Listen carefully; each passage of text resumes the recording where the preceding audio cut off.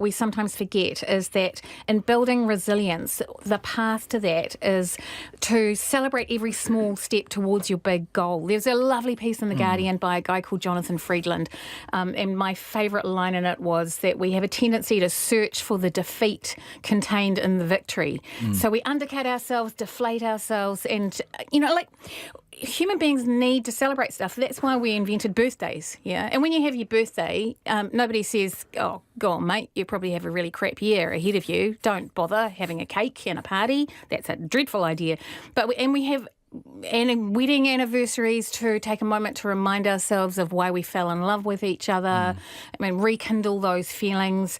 People dealing with illness. In AA, people are told to celebrate every day sober, take it one step at a time. So I think it's really important to celebrate out loud. It helps you find the people who feel the same way and have the same view as you, so we connect with each other, and allow ourselves those moments of unfettered glee, and remember that dancing in the street is the thing that gives you the energy to wake up the next day and keep on fighting even more. So that's my sermon for the day. That's nice. That's quite a sermon, but interesting. Quite a bit of dancing in the street overnight, wasn't there? Yeah, and great. I think a lot of people have spent the last 4 years feeling frightened, anxious, bruised, horrified. Right, yeah. And those people deserve an opportunity to celebrate this step and then deal with tomorrow. Okay. Michelle, thank you. All right, Peter, for you, I've been thinking. Yeah, mine's celebration as well. So over the weekend, the oldest of my 6 kids had his first Holy Communion. So for those who don't have an understanding of the Catholic faith, it's a very important milestone in their faith journey and also their life. So it's the first time they get to taste the wine. So you can imagine 22 kids going up, for the first time tasting the wine and the looks on their faces. But as I was sitting there and looking at these kids getting their rite of first Holy Communion, it was wonderful to know that in this country we're safe to celebrate our faith and safe to celebrate our religion and our beliefs and our thoughts. When you think of the hundreds of millions of people out there who are threatened every day by that moment to celebrate their faith and celebrate who they are. So yeah, it was a beautiful celebration, but also I think it was reflective of those who don't get the opportunity to celebrate a milestone like that. What a moment for you as a dad. Yeah, it was beautiful. It was very nice. Is that a confirmation at a church that was called being confirmed, and the girls, like, I had a little white dress? Yep. Yeah, it's exactly great. the same. Yeah. So confirmation, he had confirmation as well, and then he had communion all in the same, just because of COVID. And so the diocese up and down the country has been trying to, during the month of October and November, trying to sort of roll these out before anything else happens. Yeah. So because of lockdown, it was all delayed, but it was nice to celebrate. I haven't thought about this. During COVID, what's happened to communion and sharing the cup, sharing the chalice? No, we haven't been able to do that. So, right. And also, following the restrictions. So, the time when there was less than 100, and then of course when it went to certain levels, we weren't allowed to meet. Yep.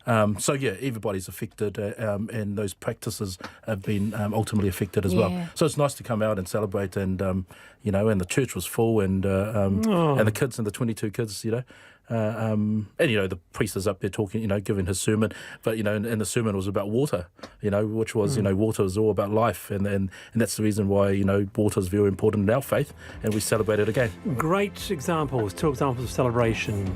Wonderful. Love your text coming through. My brother gave Ronnie Corbett a leg up onto a horse. That wins. The panel up next. That's good.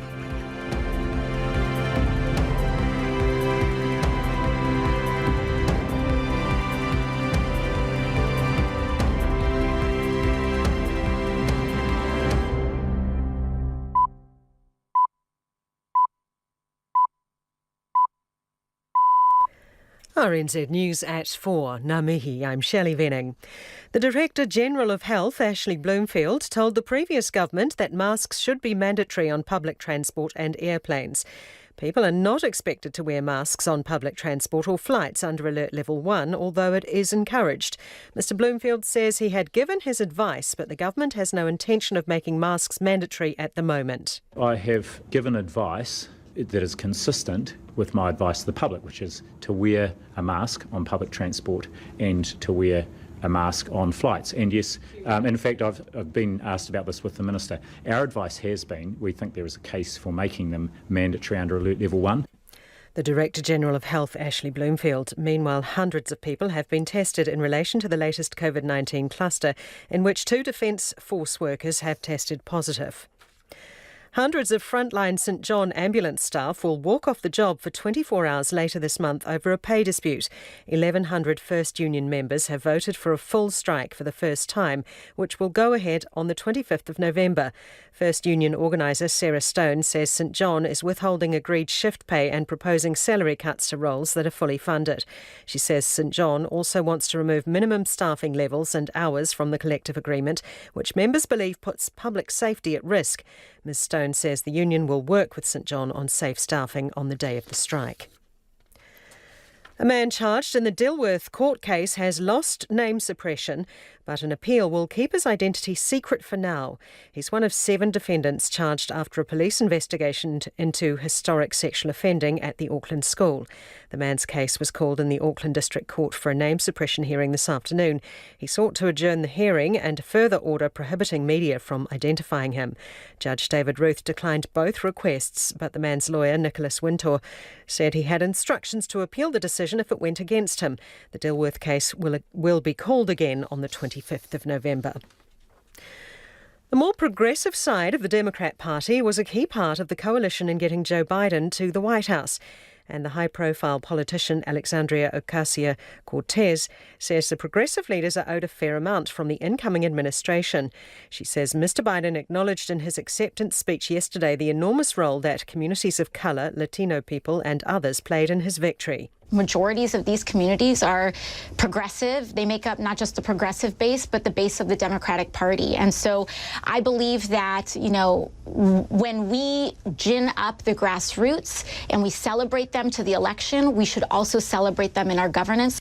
Democratic Party Congresswoman Alexandria Ocasio-Cortez. Donald Trump is still yet to respond to the election result in person, but there have been reports the president's inner circle is urging him to concede. As the BBC's John Sopel explains. There is pressure. Look, apparently, Melania Trump believes that the president should get ready to concede. That's been reported, although she's put out a tweet that seems to deny that. Jared Kushner is reportedly, his son-in-law, believing that Donald Trump should call it a day. Against that, though, you have got his 2 sons, Eric and Don Jr., saying you should fight on, and some other prominent Republicans as well. The former Republican President George W. Bush has publicly congratulated Joe Biden on his victory, something seen as a significant intervention. Auckland Council has approved a record number of residential consents this year, the highest since records began in the 1990s. Mayor Phil Goff says more homes being built will dampen property inflation, but first home buyers are still likely to struggle as prices continue to rise. He says the property market has been unexpectedly buoyant. Housing prices that were forecast to fall by about 7.5% because of COVID-19 have in fact continued to increase, maybe by as high as 12% over the year. For the first home buyer, of course, that can be problematic. Phil Goff and the council issued 1,734 consents for new builds in September. That's the news. Kia ora, Debbie. Are you buzzing? Oh my gosh, I don't think I've buzzed this much since I gave birth to my first child. So I'm really, really thrilled. Really thrilled. We've just worked our backsides off. And when you work your backside off and you think, oh,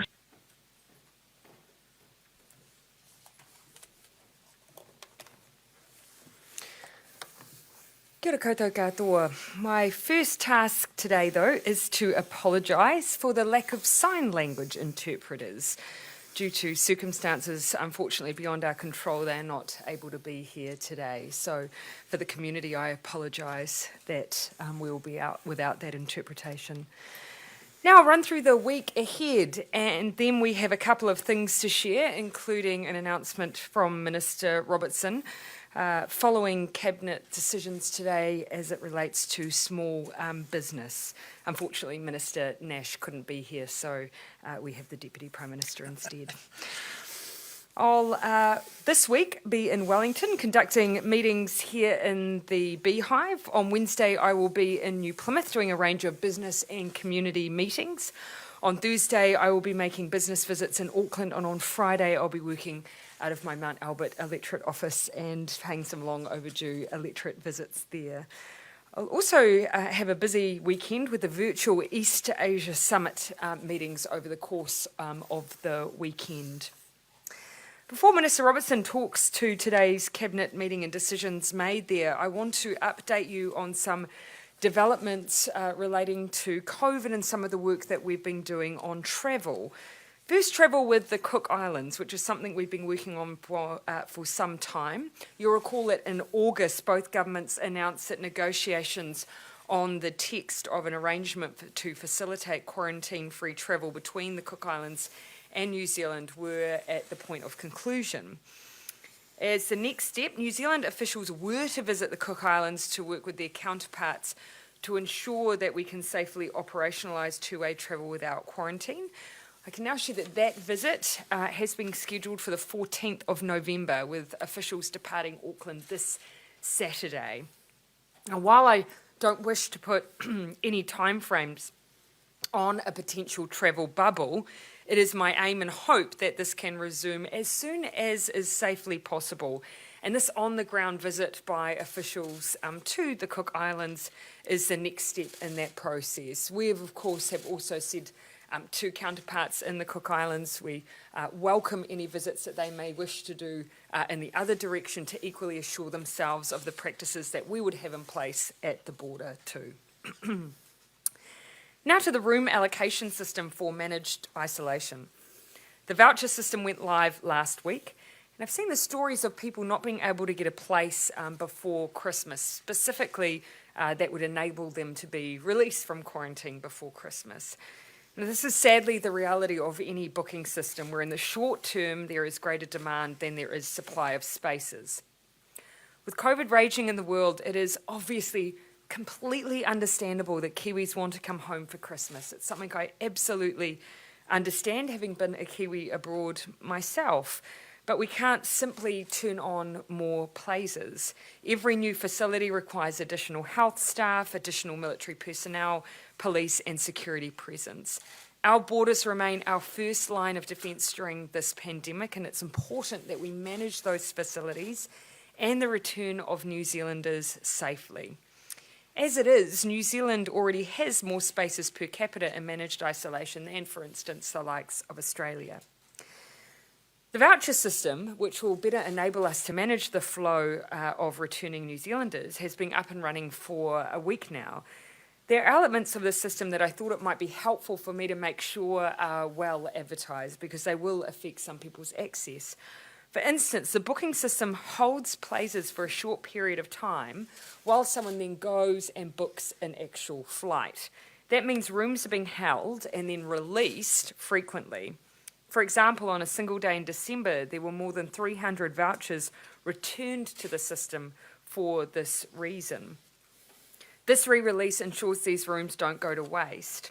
So if you're someone with a voucher that won't be using it, that you've reserved a space but have found an alternate booking on a flight or changed your mind, please make sure you cancel your booking as soon as possible so that someone else can use that space.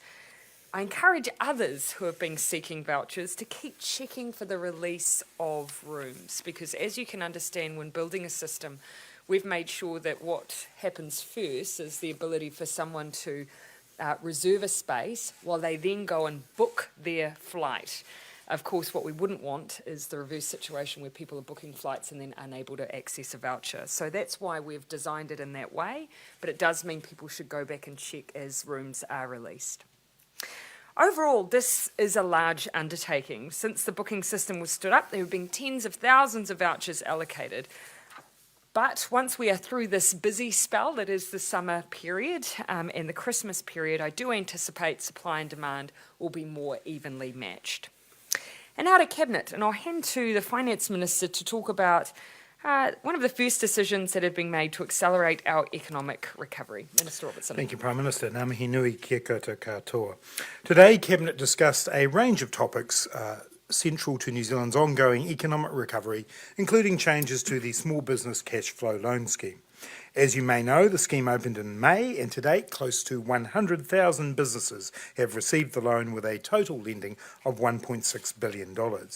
The average value of each loan is modest at around $17,000, with smaller businesses being the target.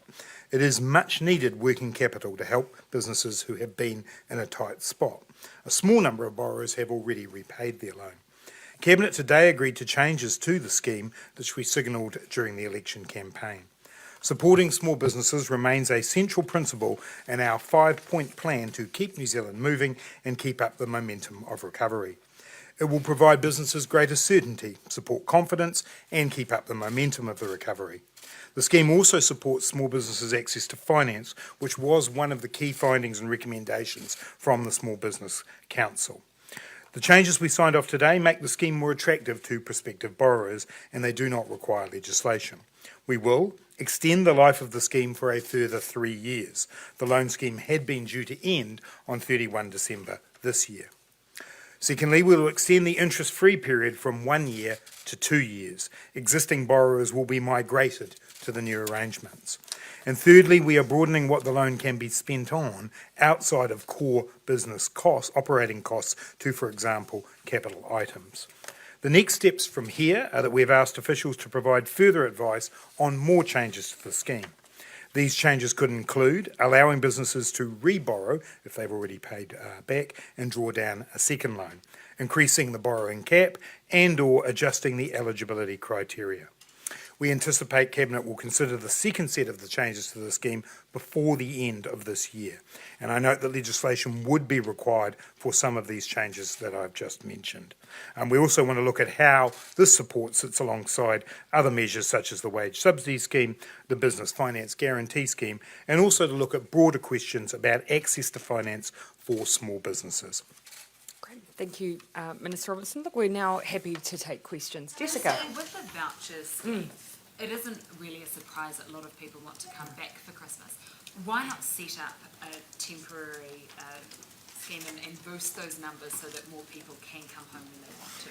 But we have to keep in mind that we do not have limitless capacity to just simply increase carte blanche the number of spaces that are available. It requires Defence Force personnel, it requires police, it requires dedicated health workforce that cannot be undertaking any other work across the health system because of safety issues. As it is, we have anything up to 4,000 people already working across the system. Every time we increase the number of places, we increase risk. So this is a finely balanced process here. Yes, we want to support New Zealanders to come home, but we also need to keep New Zealanders safe. Do you run the risk, though, that some of these New Zealanders who are bringing a lot of very useful skills might say, well, if I can't come back for Christmas, I'm just going to leave it for a few days? No, not at all. In fact, you can see from, for instance, the survey work that Kia have undertaken that there is a real interest in a number of New Zealanders wanting to return home. I simply do not believe that if they can't get the one precise date that they want immediately prior to Christmas, that they'll change their mind altogether. Not least the fact that New Zealand is incredibly well placed relative to other countries where many Kiwis are currently coming from. And they will be looking at their longer term prospects. New Zealand is a great place to be right now, and that's not going to change anytime soon. Kiwis overseas have told us that they're becoming frustrated with the booking system because, for instance, if their airline changes their flight, there's not a way to change their quarantine booking. Is there anything being done? Well, there is a way to change their quarantine booking, but the issue will be that it won't necessarily be at precisely the time that their flight is changed to. So one of the things we are working through is ways that we can directly link in airlines in with our voucher system. So that is one of the modifications we'd like to make in the future. At the moment, though, of course, we're not just dealing with Air New Zealand. There's a range of airlines that New Zealanders are using to get home. It simply hasn't been possible to connect the two systems at this stage, but we may well be able to link in the future. Connection not have been made before the voucher system was set up? No. Look, we have to think here about what is practically possible. It was much more important that we had a voucher system up and running as quickly as we could. we have front-ended it so that the most important thing is done first. We have limitations on the places available. That's why you reserve a spot. You then go and find an appropriate flight, and then you lock it in. That was the simplest way to operate the regime. The idea that you could simply book on any airline from around the world and automatically book a place in a New Zealand quarantine was just not something that could be developed in quick time or efficiently without there being potential other issues to resolve. In terms of that Cook Islands travel bubble, I know you said you can't put a time frame on it, but how quickly could we move to establishing a bubble if the officials go over there and say, look, this looks all good, let's go? Yeah, so from the time at which both sides, because keep in mind it's not just, of course, New Zealand saying we're ready to go, the Cook Islands need to give their approval too, and that's really important because they have COVID-free status. It would take from that point of giving it the tick a couple of weeks. But at the moment we're getting everything in place. We do want to go over and make sure that we're having that face-to-face those face-to-face talks. In part, one of the things we've always been mindful of, it's not just the aviation border, it's the maritime border. That has been an area of risk for both countries. Just checking all those arrangements are what both sides would expect is important. What are the latest conversations you've had with Scott Morrison in terms of Australia, and especially in light of Victoria's restrictions are loosening as well? Where are things at there? So the last time we talked about sharing of information around the way, again, a bit more detail on locking in the way that those hotspot arrangements would work. So keep in mind, we've got to think not just about the status of New Zealand and Australia now, but the status, in 2 to 3 months' time, say there's an outbreak.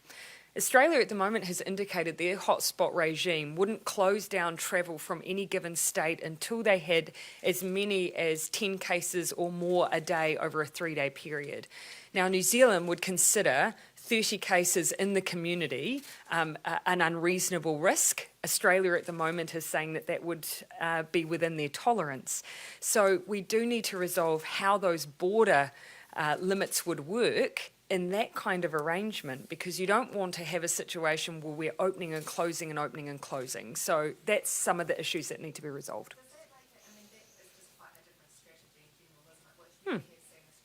Yes.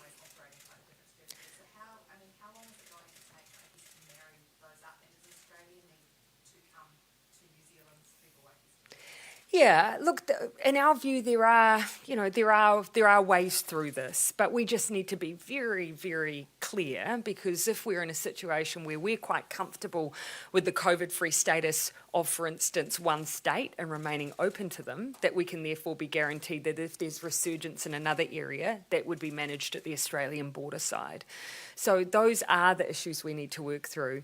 In many respects, Australia's questions for them are somewhat easier because we're treated as one nation. We have a very low tolerance for COVID. We have, a strategy of elimination. So in many respects, it was always going to be a harder question for us than it was for them. Audrey. How many officials are going to the Cook Islands, and will they have to go into managed isolation? Yeah, so we are being consistent with the way that they are being treated on their return. My understanding is not on the way over, because that is the Cooks have themselves opened up to their own travelling citizens at this stage for quarantine-free travel. But on return, we would be treating them consistently as we are everyone else. I'd need to check the numbers for you, but it's my understanding is a handful. So what did you discuss at Janae. your meeting today with the Reserve Bank? Oh, look, it was a good general catch-up on the state of the economy. I hadn't been in a position to be able to have that kind of catch-up with the Reserve Bank Governor during the election period for obvious reasons, and so we discussed broad economic issues. Shortly we'll meet with him to have our normal pre-MPS briefing, but it was a very broad catch-up. Bank alert you to the likelihood of asset prices increasing on the back of all the stimulus that they're doing? Not specifically, no. I mean, obviously we discussed a range of issues in the economy. I'm not going to get into too much detail about those because I found for the Minister of Finance it's wise not to, but it was a good and useful discussion. Should staff working at the Jet Park Hotel be able to meet face-to-face with other colleagues, given the most recent Yeah. community cases. And so one of the things that the Minister for COVID-19 response and myself have discussed is that with any occurrence that we have of a case within our workforce, we work very, very quickly to remove as much risk as we can. One of the things he's immediately identified is that having an individual travel in for a meeting with MIQ workers represents a risk that could be avoided. So using remote ways of meeting, reducing down travel of those who are in contact with MIQ workers, all things that he'll be seeking assurances from the Defence Force around. Will that be an immediate change? Yes, I imagine so. We have the ability to make sure, utilising remote technology, to reduce down as much as possible the contact between those MIQ workers and other workforces, and where we are able to do that, we should. Will you also be seeking assurance that anyone who does come into contact with these workers will therefore wear a mask on a plane? Oh, look, that for me should be a given. What I do want to say is I don't want to be seen here to be apportioning blame to individuals who are working in an incredibly difficult environment. You know, they are involved in a thankless task of looking after returning New Zealanders and protecting our safety at risk to themselves.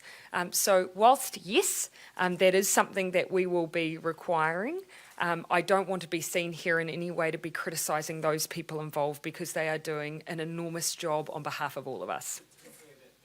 That wasn't working at quarantine. Correct, but was in contact with someone that was. So in our minds, of course, first focus is to remove unnecessary travel. Second, if there is travel in a circumstance like that, there would be an expectation of mask use. The prospect of a Trans-Tasman bubble, Bloomfield today said that, Dr. Bloomfield, said that that the threshold for opening up is being reconsidered. Previously it was mentioned 28 days of no community transmission from a known source in a place like New South Wales. He said that they're looking to reconsider that. Is that a reconsideration you're seeking? Is that one you're comfortable with? Nothing's been presented to Cabinet, so Cabinet has made no consideration of making any changes to the thresholds we currently have. Health, of course, are free to put before Cabinet any advice that they should so choose around ongoing COVID management and the issue of quarantine-free travel.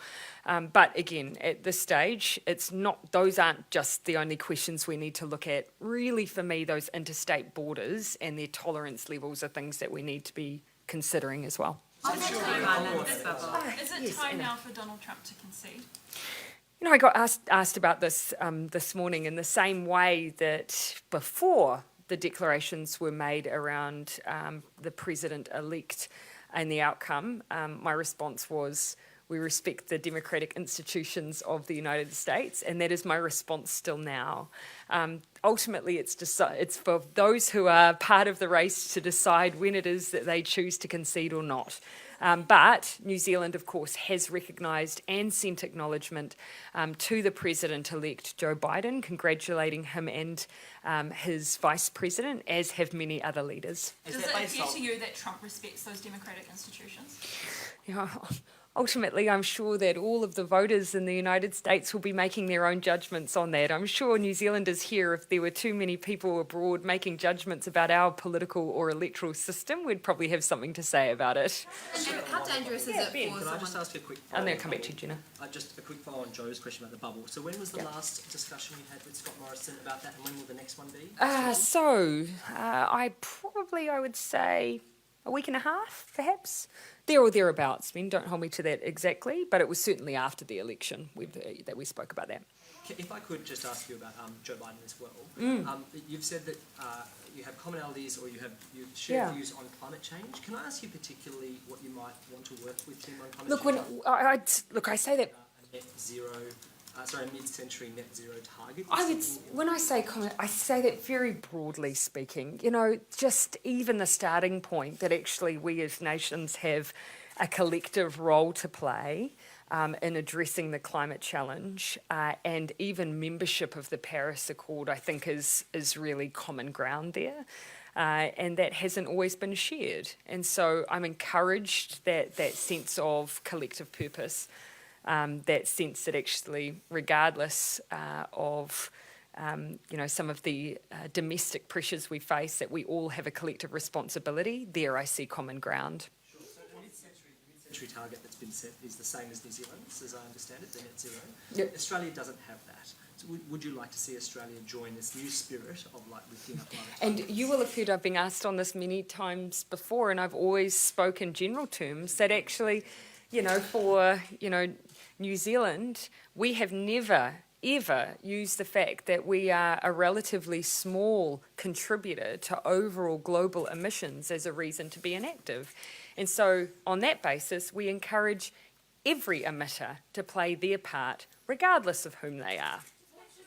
Donald Trump. Oh, yeah, on Gina. a more global scale, do you think that it is dangerous for a person like Donald Trump, who has the following that he does, to be undermining democracy in the way that he is? I think you could, on any given day, put in front of me the statements of a leader and say, is it dangerous for a political platform to be used in this way? And some time ago, I did share my view on behalf of New Zealand, and I hope this is a platform that everyone would have agreed on, that in a borderless world where we increasingly communicate in a borderless way, as leaders we have to think about the impact that we have beyond our own domestic borders. And I would say that on issues around diversity and equality and inclusion, we always have to be mindful of the impact our words have, regardless of some of the issues.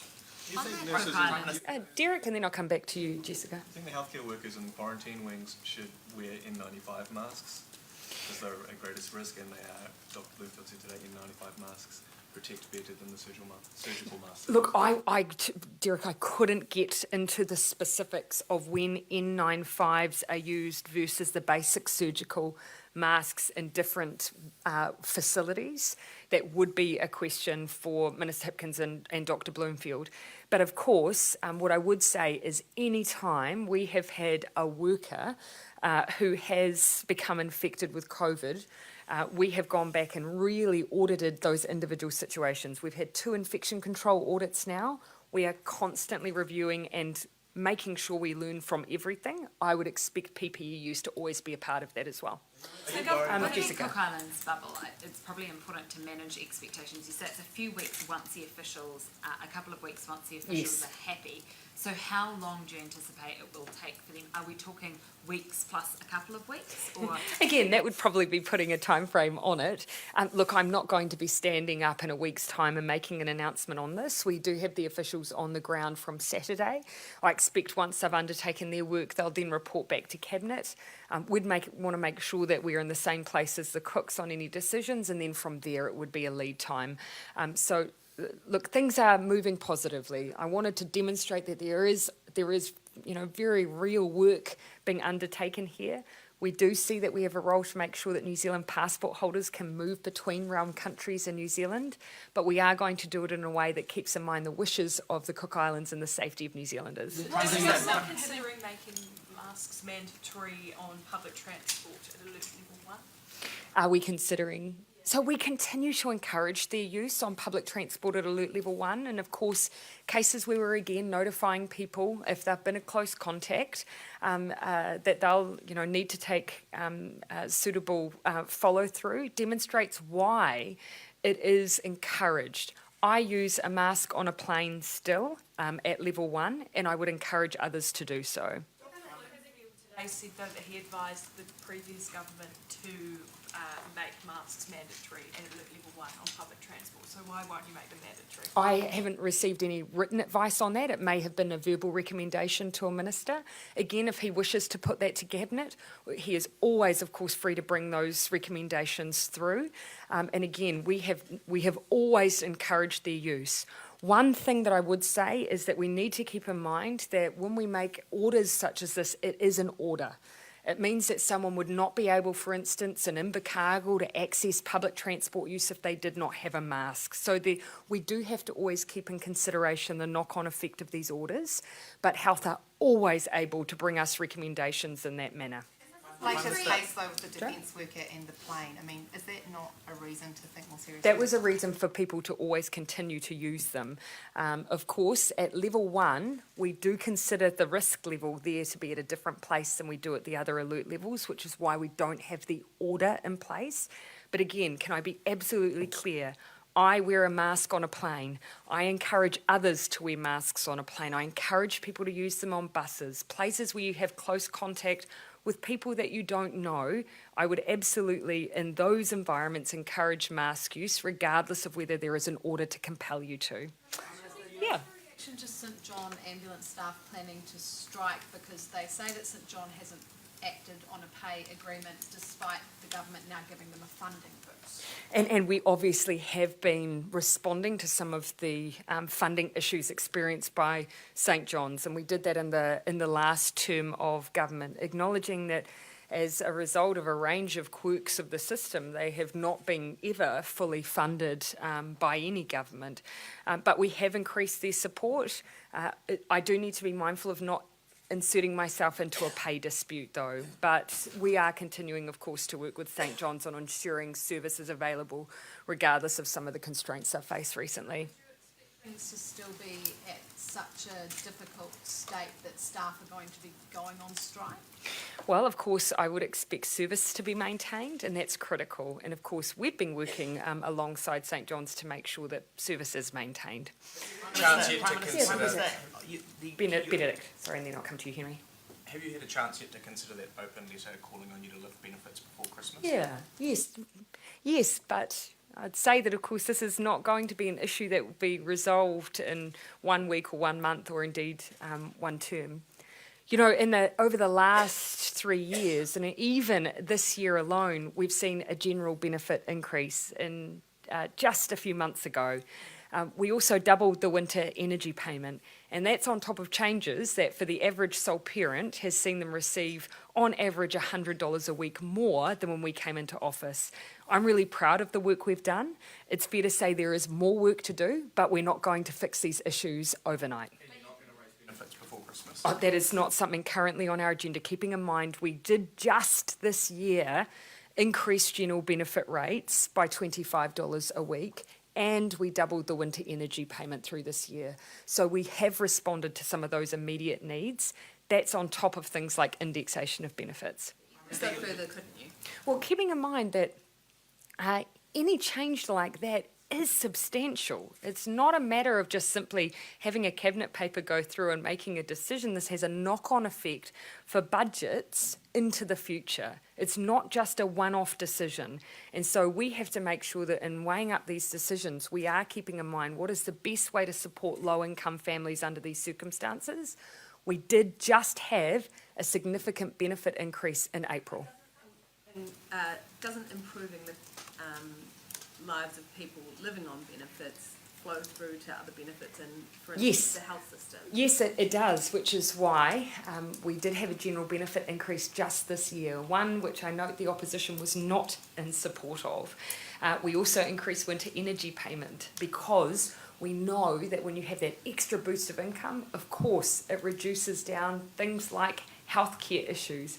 It also makes sure that there's more money in the back pocket of those who need it most and are more likely to invest that back into the economy. Can you rule out maybe doubling the next year? Because that would have had a knock-on effect for budgets in the future in the same way as raising... As a one-off, which, as you'll know, that in situations like COVID, of course, are the kinds of one-offs. But, of course, that's not necessarily what's been called for here. They're talking about general benefit increases. See yourself doing that next year, given the economy will probably still be needing some form of stimulus. It's a pretty clean way of stimulating the lower end of the economy. Perhaps the Minister of Finance may wish We to haven't made speculate. those decisions yet, Henry. You appointed a cabinet that's about 4 years on average younger than the last cabinet, and that's not only just because of one certain MP leaving. Did you consider age at all while you were working out your cabinet, or was that more of a byproduct? No, in fact, that wasn't something that had actually occurred to me. I think, as I said when I stood at this podium and announced the cabinet lineup, for me it was the talent, the skills and the experience that would be brought to the table as a result of those members being elevated or the different roles they'd take on. So no, I didn't sit down and look at their ages. And in fact, for some of my members, I couldn't tell you what their exact age is. Everyone feels younger to me these days. No longer be the youngest person in your cabinet. Sorry, what was that? Is it nice to no longer be the youngest person in the cabinet as you were last? That's as it should be. We should constantly be making sure that we're bringing through new people. Succession planning is important not just for political parties, it's important for New Zealand. She's wise beyond her years. What do you expect will happen to inequality when mortgage rates are going down, so people with mortgages are getting basically a benefit, if you want to call it that, their mortgage repayments are lower, their house prices are going up, and that value is that amount is more than the benefit increases. How do you expect that might affect inequality? Well, first thing I would say is, of course, look, the world we're operating in now, of course, is vastly different when, those of the generations before us were taking on interest rates well over in excess of 10% when they were borrowing for their homes. Of course, though, the relative affordability of those homes has changed significantly as well. I think it's fair to say that at this current point in time, we do have, a perfect storm that will not be solved by one policy.